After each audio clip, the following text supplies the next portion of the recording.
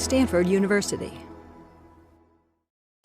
Okay, there are all sorts of interesting diseases out there, and lots of them are quite exotic. You've got elephant man syndrome, and you've got progeria, which is a disease where you basically die of old age when you're about 10 years old, and then you've got cannibals eating brains and getting prion diseases, and those are very exciting, and they're great, junior high school papers about disease and such.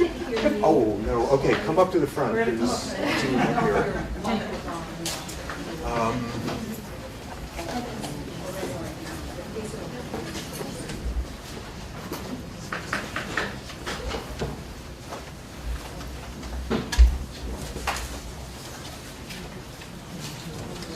See, a couple more seats.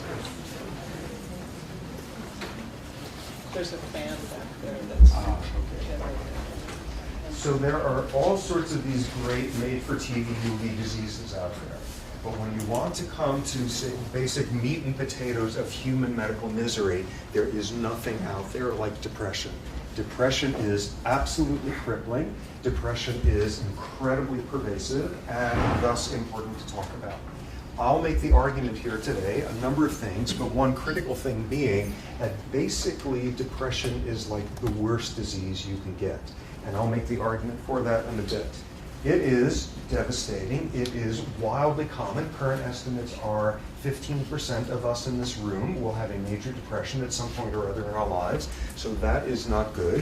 What is also clear is it is worldwide. Currently, World Health Organization says depression is the number 4 cause of disability on this planet. And by the year 2025, it's going to be number 2 after obesity, diabetes-related disorders. So it is bad news, and it is becoming more common. Okay, so what I'm going to talk about today are seemingly 2 very, very different topics and tie them together at the end. And what the main point is if you live inside only one of those topics, you're not going to understand this disease at all. First topic being, what does biology have to do with depression? Second topic being, what does psychology have to do with it? Okay, so starting off, first giving a sense of symptoms. And right off the bat, we've got a semantic problem, which is we all use the word depression in an everyday sense. You get some bad news about something, you know, to replace the transmission in your car, somebody disappoints you enormously, and you feel bummed, you feel depressed, you were down for a few days. That's not the version of depression I'll be talking about. Next version, you do have some sort of large, legitimate loss, setback, whatever, losing a job, unemployment, death of a loved one, and you are extremely impaired by a sense of malaise for weeks afterward. And then you come out the other end. That's sort of what I'll be talking about. But even more so what I'll focus on is the subset of individuals who, when something like that occurs, falls into this depressive state, and weeks and months later, they still have not come out the other end. Terminology, the everyday depression that we all have now and then, that sort of version. The second one, the something awful happens and you feel terrible for a while and then come out the other end, a reactive depression. The third version, where you are flattened by it for long periods afterward, a major depression. And what you also see with people with major depression after a while is it doesn't take something awful externally to trigger one of those again. Okay, so what are the symptoms about? If I had to define major depression in one sentence, I would say it's a biochemical disorder with a genetic component and early experience influences where somebody can't appreciate sunsets. And that's what this disease is about. And when you think about it, that is a very sad thing. You look at some of our major diseases, somebody with cancer, somebody crippled by heart disease, and you see the most unlikely things out there. You see somebody saying, well, obviously I'm not glad I'm dying of cancer, but without this disease, I never would have realized the importance of friends. I never would have reconciled with my family members. I never would have found my God on a completely weird level. I'm almost glad this has happened to me. Humans have this astonishing capacity to derive pleasure out of the most unlikely domains. What could possibly be worse than a disease whose defining symptom is the inability to feel pleasure? Thus, at the top of the list, anhedonia. Hedonism, the pursuit of pleasure, anhedonia, the inability to feel pleasure, that is what a depression is about. And you get someone who has just had some enormous good luck, a long-sought relationship, works out well, whatever, and they feel nothing. An inability to feel pleasure, way at the top of the list. What else? Grief, guilt, and that's where we got the semantic problem again, which is the everyday sort of depression. Something happens, bumps us out, and by definition, we are feeling some version of grief. Often we start obsessing at that point over some miserable thing we did to somebody 12 years ago and sort of despair in that. When you're talking about major depression, the grief and the guilt can be so severe that it actually takes on a delusional quality. Okay, not delusional in the sense of the schizophrenic with delusions, hearing voices, thought disorder, but a certain style of extreme depression. Let me give you an example. You have late middle-aged guy, perfectly healthy, and suddenly out of nowhere, he has a major heart attack. He's lying there in the hospital, and the reality is he's going to recover. He's going to have to make some changes in his lifestyle, but he's going to recover. He instead falls into a major depression. This has transformed his sense of who he is. Suddenly he's an old man. Suddenly there's all these things he can't do. He falls into a major depression. Yet he's recovering. Every day his family is in there saying, look, you're just depressed. You're getting stronger. The doctors are saying you're getting stronger. You're just depressed. It happens the hospital is circular. It has a corridor that forms a circle in it. And one day the family is in there saying, you're getting stronger. Look, the nurses said yesterday you did 1 loop around the hospital, and today you did 2 loops. You're getting better. You're getting stronger. And the person says, no, you don't understand. They're doing some construction. Last night, they closed down the outer corridor and they opened up a new little one. So the 2 versions of this one, 2 loops there, shorter than the large one. I'm getting weaker, I'm going to die. This is like someone expecting to believe that last night they were like beavers digging through the walls there, making this new. This was the father of an acquaintance of mine, a structural engineer. This is what a structural engineer looks like when they're delusional to the point of saying that this is a world in which everything is inevitably getting worse. Depression built around that. Next, of course, one of the most dramatic and one of the most awful symptoms of depression, self-injury. Depression depresses mutilating themselves at a high rate, and of course, most notoriously, suicide, risks of suicide, and that is absolutely tragic. In teenagers, early adults, that, along with accidents, is the leading cause of death. Major bad news. Another set of symptoms that wind up being informative, something called psychomotor retardation. Everything is exhausting. It's exhausting to do stuff. It's exhausting to think stuff. You were there and you can't do the laundry because where's the basket? And you got to find change for the machine, and you got to go get detergent, and just, it's too much. Everything is too much, and you fall into this paralyzed state. Something very interesting in that regard. You get someone who is severely depressed, like to the point of hospitalization, and when they are absolutely crippled with psychomotor retardation, that's not when you worry about suicide. This is someone who's having enough trouble getting out of bed and getting dressed each day. They're not going to figure out how to shred the hospital mattress and make a noose out of it. Where you've got your problems is when somebody begins to get better from a severe depression, when they're starting to come out. That's where the psychomotor retardation relieves enough that suddenly they've got the energy to do something catastrophic. That's when people are on suicide watches, when you have clinicians who are oriented well. Next, something really interesting. And in lots of ways, the single point I want to hammer in here over and over and over is something that people with depression constantly battle with. Back to semantics. We all get depressed. Bad stuff happens to us. We all get depressed. We feel lousy. We feel withdrawn. We feel sort of a sense of grief, and we're not taking much pleasure, and we withdraw. And then we get better. We cope. We heal. We deal with things in life. What's the deal with you that you can't do that? And there's this lurking sense, given that all of us have periods of being depressed and come out the other end, when you look at people who instead go down and stay down there to this crippling extent, there's always this little voice between the lines there of, come on, pull yourself together. We all deal with this sort of thing. I will make the argument throughout here that depression is as real of a biological disorder as is juvenile diabetes. And you don't sit down a diabetic and say, oh, come on, what's with this insulin stuff? Stop babying yourself and pull it together. You will see this is just as much of a biological disorder. Part of what makes that clear are a bunch of symptoms called vegetative symptoms. The bodies of major depressives work differently. First set of symptoms. No surprise, lots of people have trouble sleeping when they're having everyday off-the-rack depression.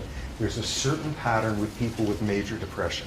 What would you think? You're depressed, you have trouble falling asleep, toss and turn. That's not what you see with a major depressive. Instead, you wake up early. You wake up 4 in the morning, 5 in the morning, you're exhausted, but you're not going to sleep. Early morning awakening. You wind up in an emergency room somewhere, deeply depressed, and the clinician there better ask you at some point, how's your sleep been? Do you tend to wake up early in the day? Early morning awakening, classic sign.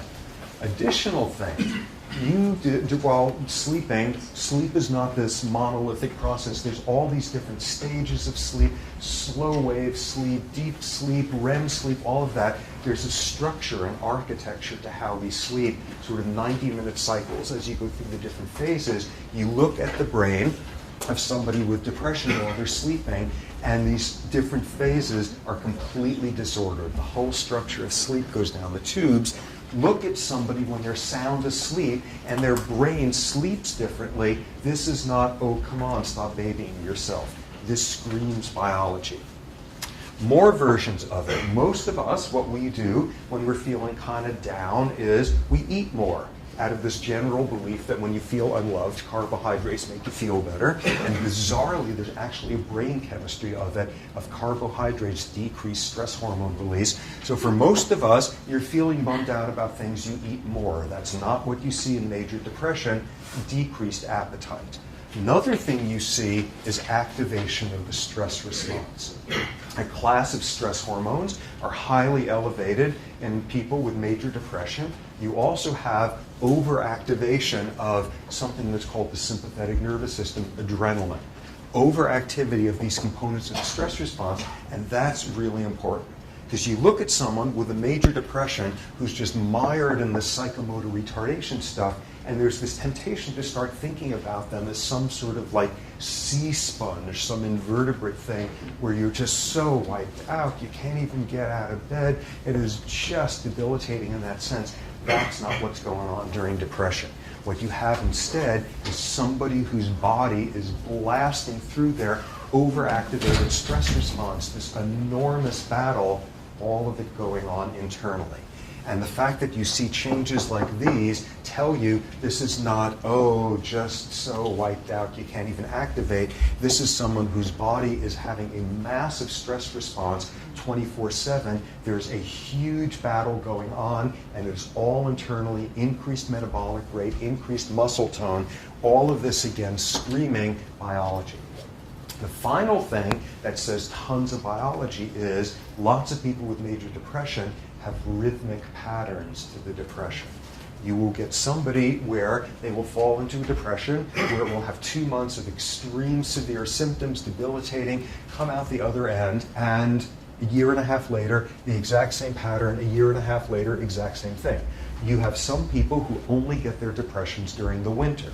Something known as seasonal affective disorders, SADS, and this is someone where something horrible happens to them in June, and they feel sort of sad for a couple of weeks, and they come out the other end, and nothing happens in January, and they fall into a depression, and they're hospitalized for a month and a half, just like every January for the last 10 years. And you see that, and that is all about biological clocks that are out of whack there. It's biology. This is not, oh, come on, pull it together. Okay, so hopefully what that begins to introduce is the notion, amid all these debilitating symptoms, these are ones that are about biology. These are bodies working differently. So starting to focus in more on the biology of it. What's going on in the brain in major depression? What I'll start off with is the chemistry of it. Okay, what we got here, do not panic if you are not sort of familiar with this and have not wanted to think about science since high school sort of thing. You got two brain cells, you got two neurons. The way they talk to each other, they don't actually touch each other. In order for one neuron to send a message to another one, it needs to release a chemical messenger that goes floating over here and does something or other to this neuron. Chemical messenger called a neurotransmitter.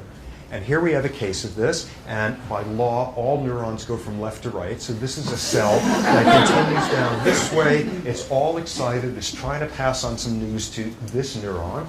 There's a space in between called the synapse. And what this one is doing, because it's all excited, it has these little water balloons filled with neurotransmitters. Excitation signal comes along, dumps the neurotransmitters. They go floating across the synapse, bind to a receptor there, and then suddenly, something changes in this neuron. That's how neurons talk to each other. How many different types of neurotransmitters there are? Probably hundreds.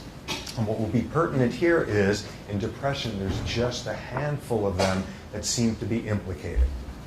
First neurotransmitter, something called norepinephrine. Norepinephrine first got implicated in depression in the early 50s, in the early 60s rather. What was the evidence? Around that time, the first generation of antidepressant drugs had been developed, something called MAO inhibitors. What do they do? Okay, so you got your neurotransmitters released because this neuron's excited. What do you have to do? It comes out, it does its thing with receptors, and then you have to clean up after yourself. You've dumped all this stuff in the synapse. What do you do then? You got two options. You can take the neurotransmitter and you can be green in your orientation. You can recycle it. You could take it back up in here and stick it back into one of these. You can do this recycling business. Or you could be terrible and carbon footprint. You can throw out your neurotransmitter. There's enzymes sitting around here that break it up and flush it down the toilet. What's the toilet? Out into your cerebral spinal fluid, your bloodstream, your urine, whatever.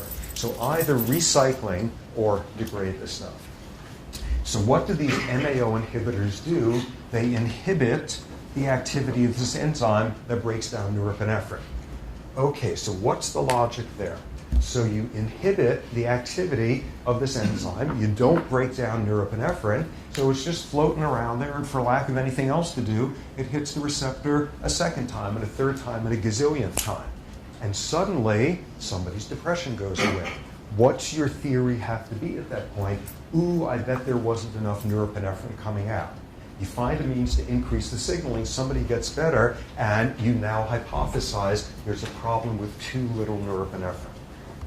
By the late 60s, another class of antidepressants came in called tricyclic antidepressants. What do? Essentially the same exact thing. What they do is they gum up this pump that recycles the stuff. Norepinephrine doesn't get removed from the synapse, has nothing else to do, hits the receptor second, third, 10th time, person feels better. Ooh, I think the problem in my theory is too little norepinephrine coming out.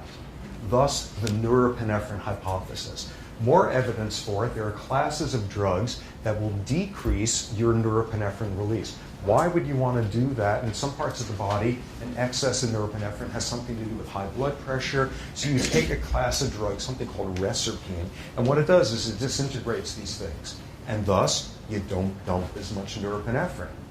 Major side effect in lowering somebody's blood pressure that way is they fall into a depression.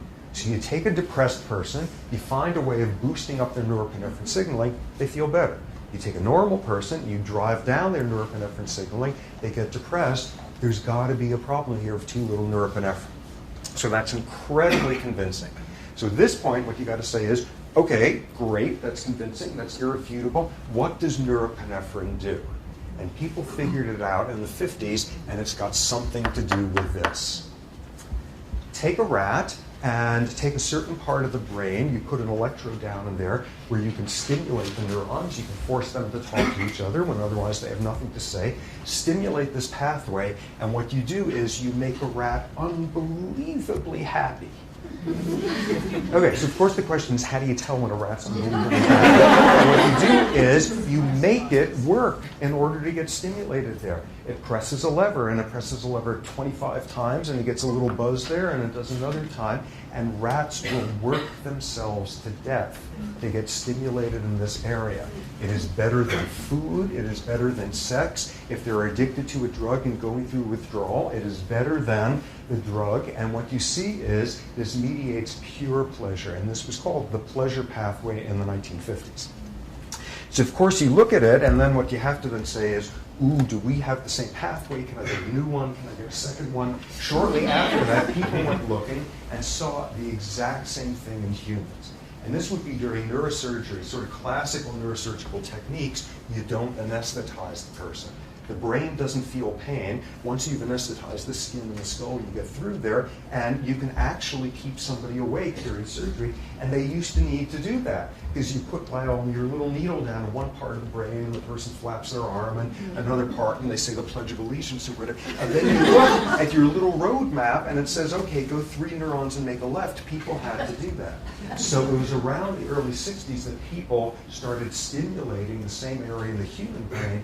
And it is unbelievable what you got. There was transcripts of some of these, and you read it, and the person is going on, and they're saying stuff like, oh, that's great, that's kind of like sex, but you know when you have this itch, and finally you get to scratch it, and then, oh, it's like getting back into bed. And you know, remember how, like in the fall, you'd go out and play in the leaves, and Mom would call you in, and she made cookies, and then you get into your jammies with the feet on. They just go on like that. Where can you sign up and have this happen? The same exact sort of theme as in a rat.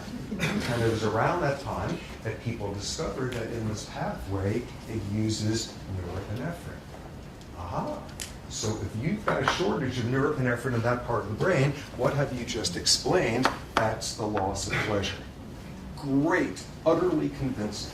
Here's all the reasons why you shouldn't be convinced. Problems began to emerge. First problem was there's something weird with the time course. You throw in any of the drugs I just talked about, and norepinephrine signaling is changing within like an hour.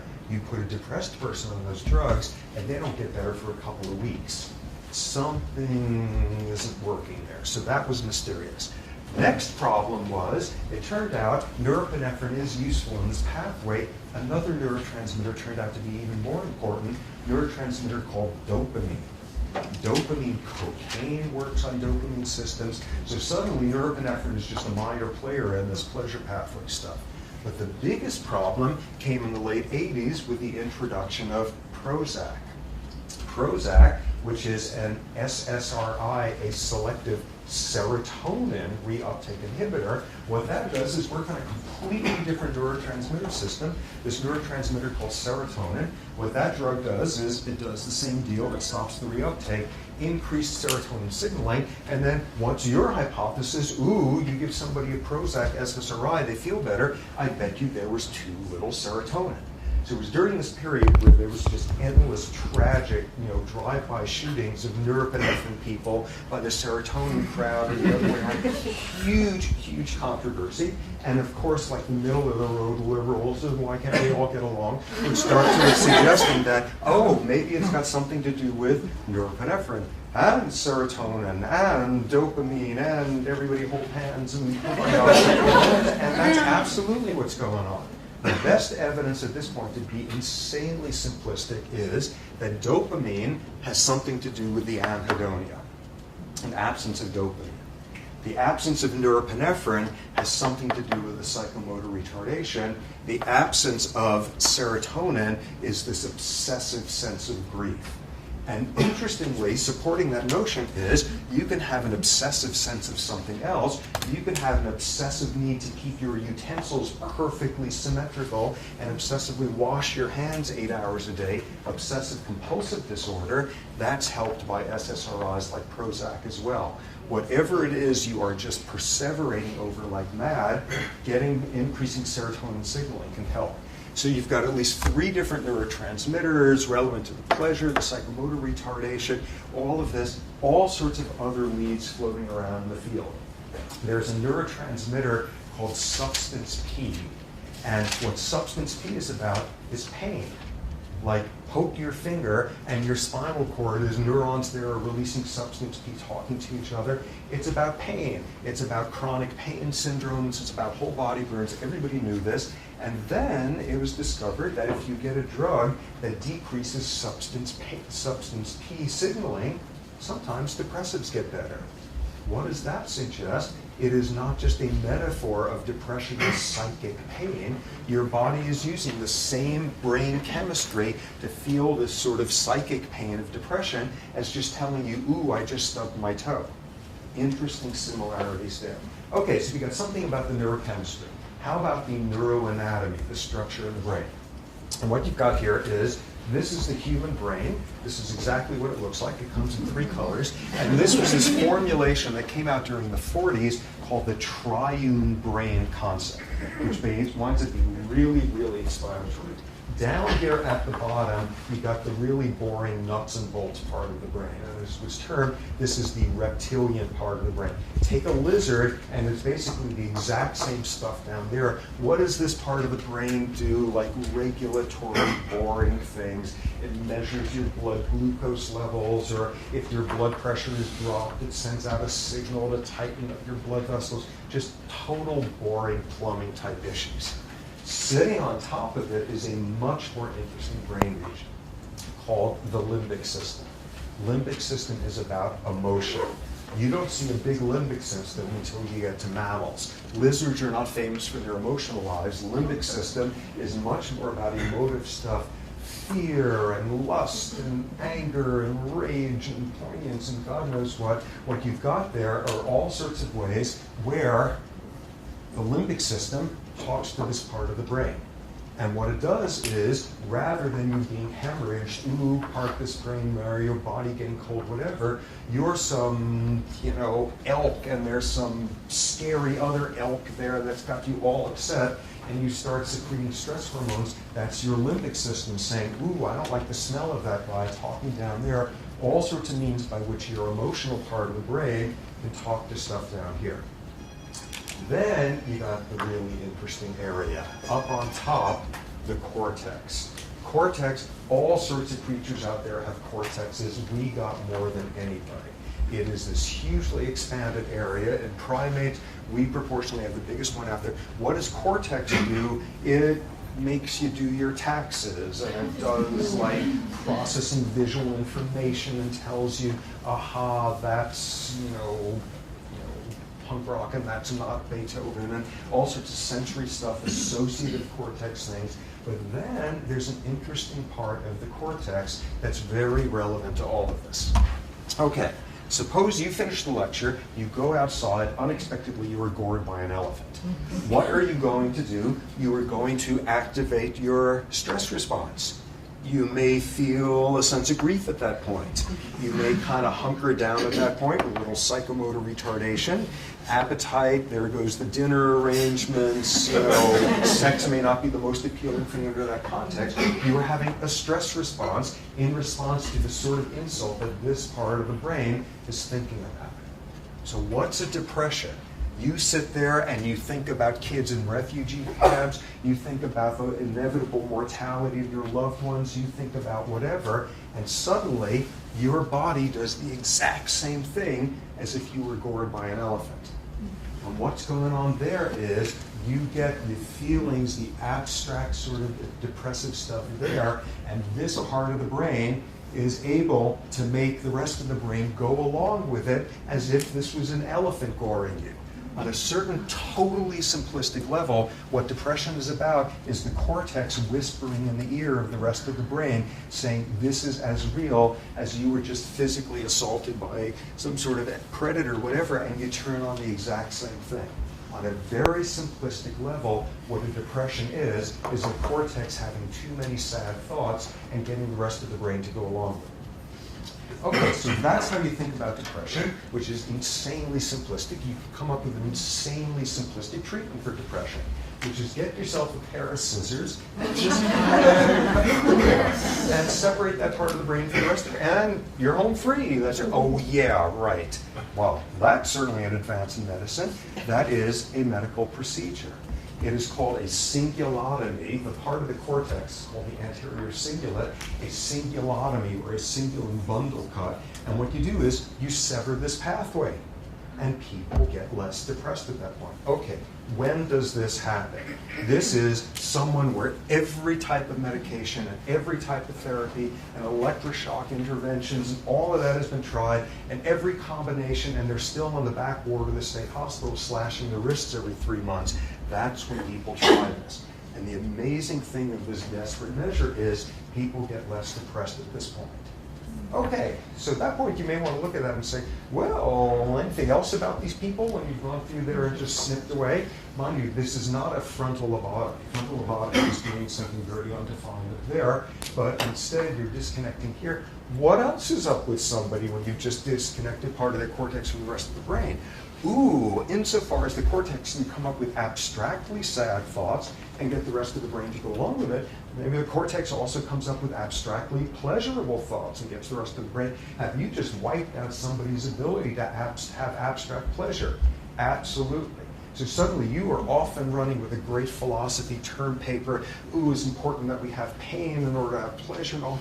This is nonsense. You get someone who's a candidate for this procedure back in the state hospital there with a wrist scarred over, and this is not somebody feeling a whole lot of abstract pleasure anyway. So what does this tell us? You come up with some ridiculously simplistic explanation that, ooh, you make it impossible for this sad part of the brain to whisper sad thoughts to the rest of the brain. The best people in the field thinking about this can't come up with anything a lot more sophisticated than that. So that tells you something about the brain structure with depression. Final bit of biology here, hormones. What do hormones have to do with it? One very important domain of hormones. You take somebody and they're having problems with a class of hormones, thyroid hormones. What thyroid hormones are about is maintaining your metabolism, keeping your body warm enough, all that sort of stuff. If you have a severe shortage of thyroid hormone, lots of things happen, including you fall into a major depression. Hypothyroidism is associated with major depression. There's an autoimmune disease called Hashimoto's disease, which involves problems with secreting thyroid hormone, and that's a basic feature of it. And somebody comes in, and you diagnose it, and you give them normal levels of thyroid hormone, and away goes their depression.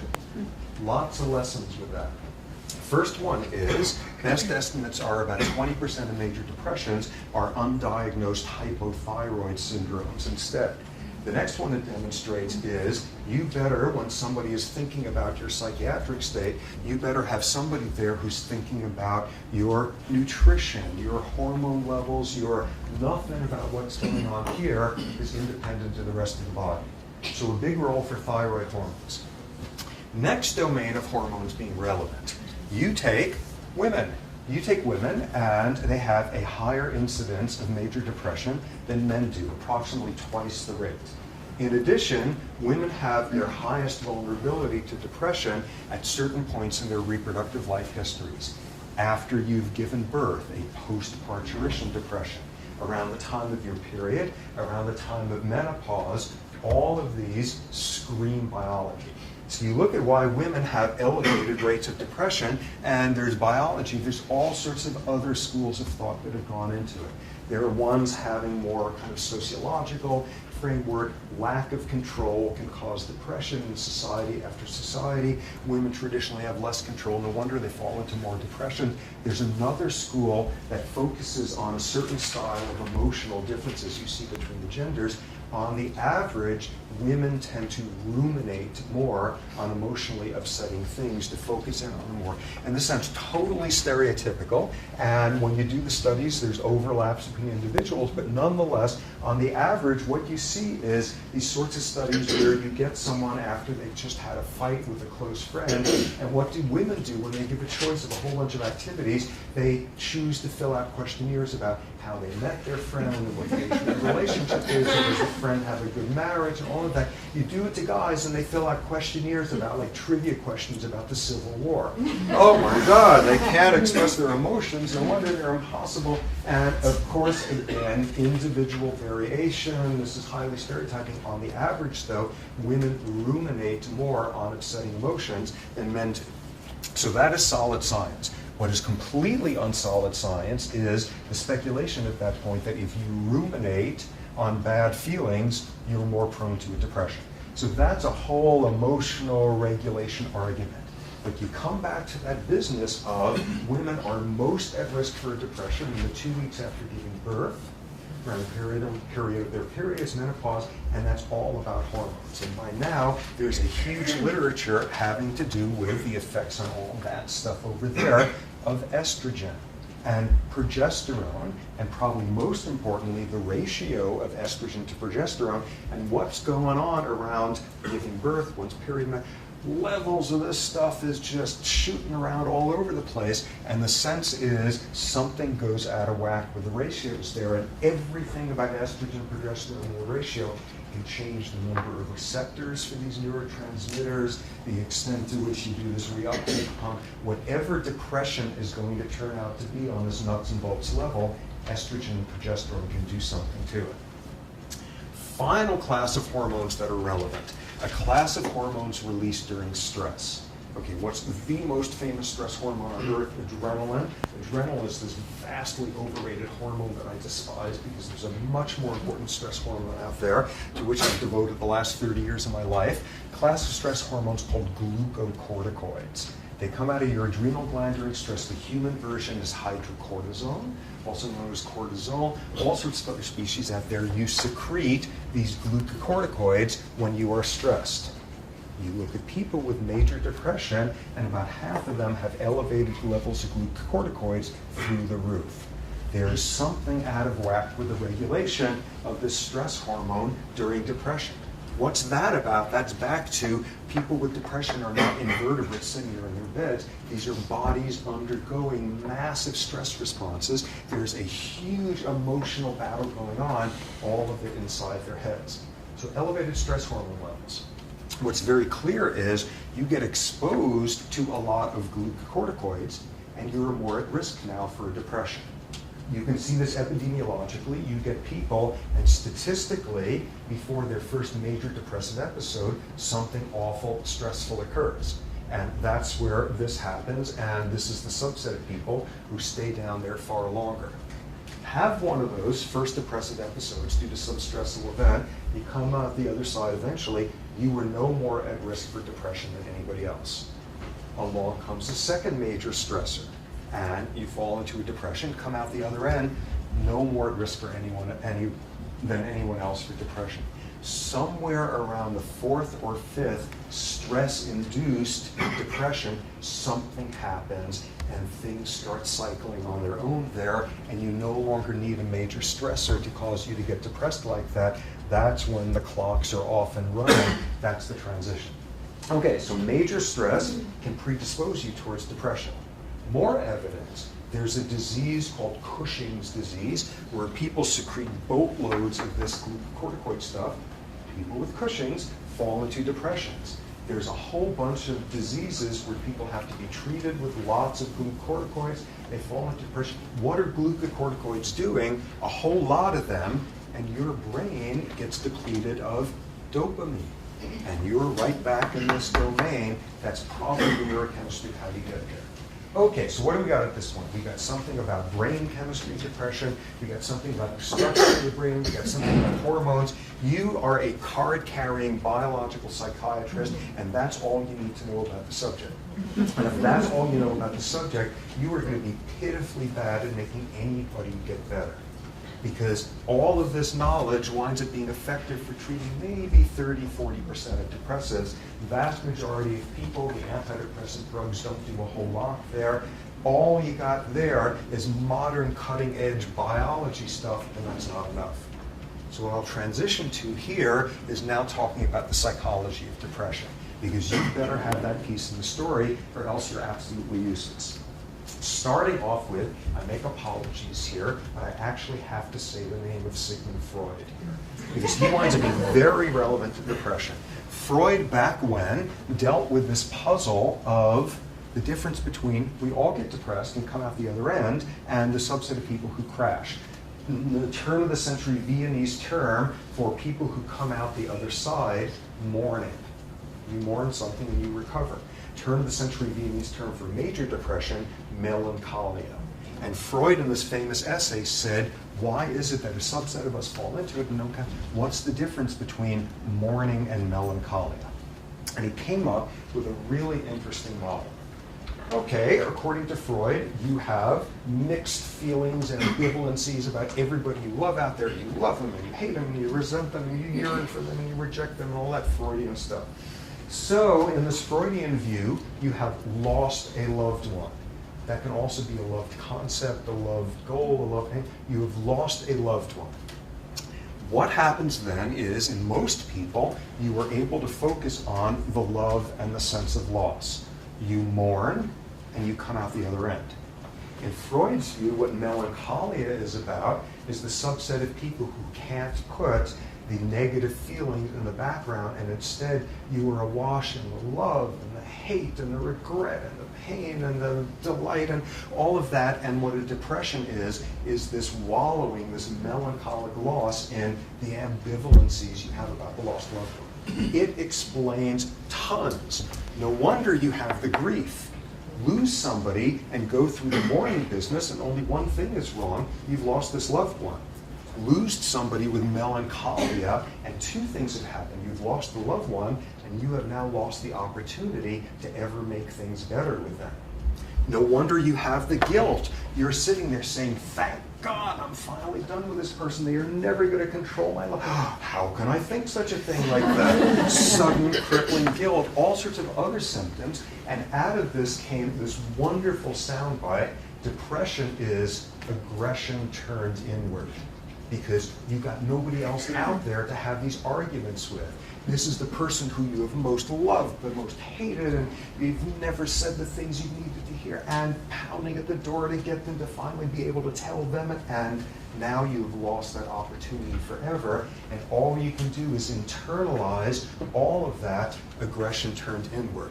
No wonder you're not feeling a whole lot of pleasure. No wonder you're secreting stress hormones. No wonder you're not getting out of bed all that readily with the psychomotor retardation stuff. This really powerful soundbite of aggression turned inward. That's great. What isn't great is how in hell do you turn like Freudian ambivalent feelings into something about neurochemistry, or like what do estrogen progesterone ratios have to do with like love-hate ratios? It's great, it feels very intuitive, you can't do modern science on it, which is the problem with the best parts of Freud. Okay, so instead you need to shift over to looking at experimental psychology and understanding what is the psychology of stress. What is it that makes psychological stressors stressful?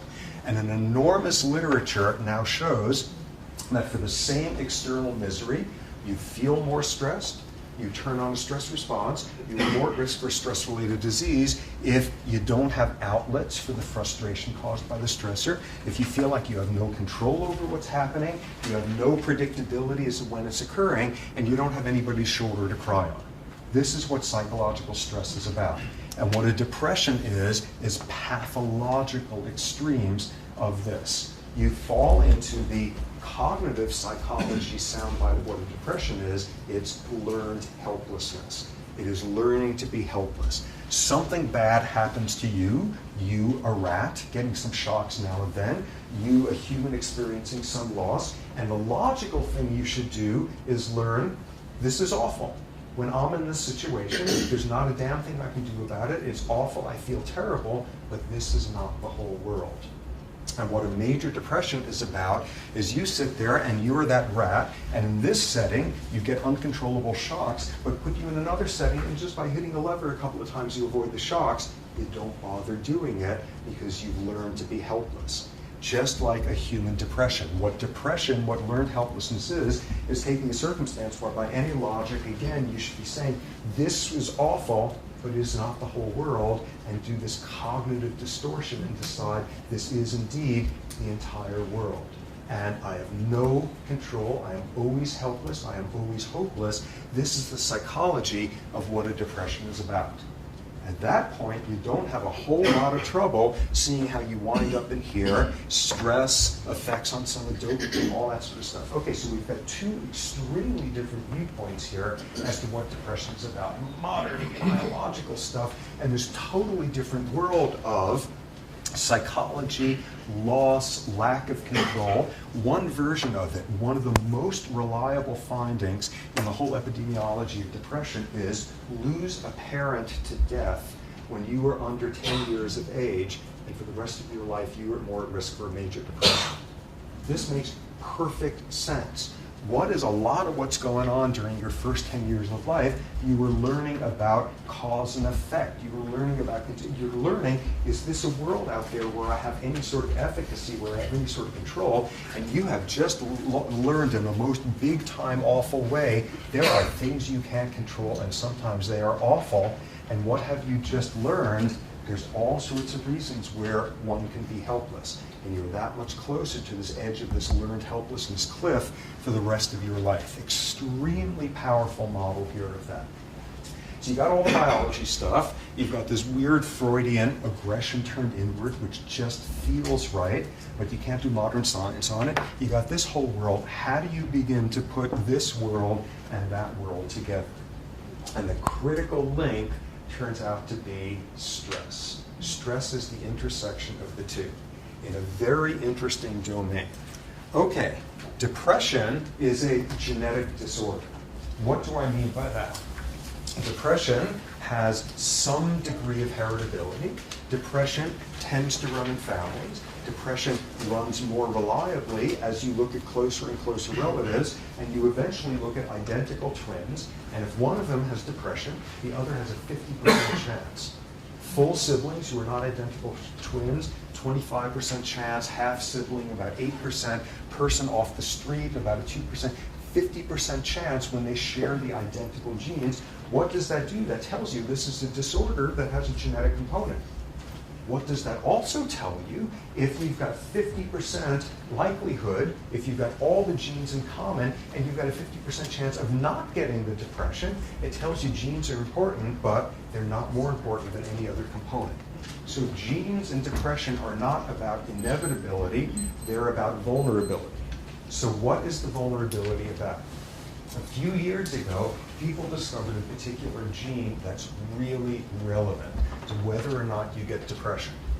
What was exciting about that? It was a very clear finding. It has since been replicated. What else was exciting about it? It made sense. This was not some weirdo gene having something to do with how your big toe functions. This was a gene having something to do with serotonin. And this was a gene relevant to this whole reuptake, pumping business, all of that. The main point of it is this gene comes in two different flavors. Each one of us has one of the two versions. And you immediately get this prediction, one of the versions, by all logic, should be predisposing to depression. One of them is the one that should get you in more trouble. So what does it look like when you go and study it? First paper that reported this a few years ago, and this I suspect is going to wind up being viewed as the most important paper in biological psychiatry for a quarter of a century. This was this massive study where a bunch of researchers looked at 17,000 kids growing up in New Zealand, following them year after year and looking at the genetic makeup of these individuals, and then asking in their early 20s, who's got problems with major depression? And then asking this critical question, what does it have to do with this gene? Does the version of that gene that gets you into trouble, by all logic, is that going to set you up for more of a depression? Are you more at risk for depression if you've got the bad version of the gene? And back comes the finding, which is no, it doesn't increase your risk. You look here, and what's your likelihood of depression? And you got the good version, and it's this likely, and you got the bad version, and it's this likely. Doesn't make a difference unless something else is going on, unless you have a history of exposure to major stressors. And what you were able to do is quantify how many major stressors somebody's had during their childhood, their development, and that involves parental divorce and physical abuse and death of family member, all that sort of thing. And what you see is in the folks who have the good version of the gene, as you have more and more of a history of major stressors, your risk of depression goes up, absolutely. Now you look at the people with the bad version of the gene, and as you have more and more of a history of stress, your risk of depression does this. And when you look at the major history of stressors, a 30-fold difference in the likelihood. This is not about, ooh, genes control our brains and genes control our behavior. This is a gene that is relevant to how readily we pick ourselves up after life has dumped us on our rear ends, how readily we recover from stressors. What's the final piece of that story? Glucocorticoids regulate the function of this gene. All the pieces fall into place there. Wonderfully logical, and suddenly you have a way of taking this whole world of psychological components of stress and tying it into all that biochemistry. Wonderfully integrated model. Okay, so in lots of ways, this is where the field is at this point. And what should mostly have come through here amid all this minutia and factoids and all of that is the role of stress and the intersection of biology and the psychological stuff, and childhood as a very important time to imprint how vulnerable you are to depression for the rest of your life. But again, the single thing I want to emphasize over and over, implicit in everything on that left side of the board there, which is this is not, oh, pull yourself together, we all get depressed. This is as real of a biological disorder as is diabetes. And that's the thing I most want you guys to take off from here. And in the context of a university setting is rife with major depression. The community of high-achieving type A individuals is rife with major depression. It is all around us, and amid it being all around us, there is this weird, corrosive inhibition, embarrassment, discomfort we have with the world of psychiatric diseases. One of the greatest things, if you're a researcher with disease, one of the things you pray for is for some powerful senator to have their loved one come down with your disease, because they're going to set up a foundation and get special funding and advocacy groups and all of that, not for a psychiatric disorder. That's the one where people don't talk about it. And amid this screaming biology, and this is a devastating disease and all of that, in any place, and especially in a community like this, where everyone is supposed to be golden and functioning and flawless and just gliding through life, this is one of the hardest diseases for people to admit to. So it is there, it's all over the place, and it's biology. And you should be no more inhibited about admitting that you've got something going on that's funny with this type of gene than you would be to admit that your pancreas isn't secreting insulin. So let me stop at this point. And again, unfortunately, I got to sprint out the door. Otherwise, I'm going to take questions. But thanks.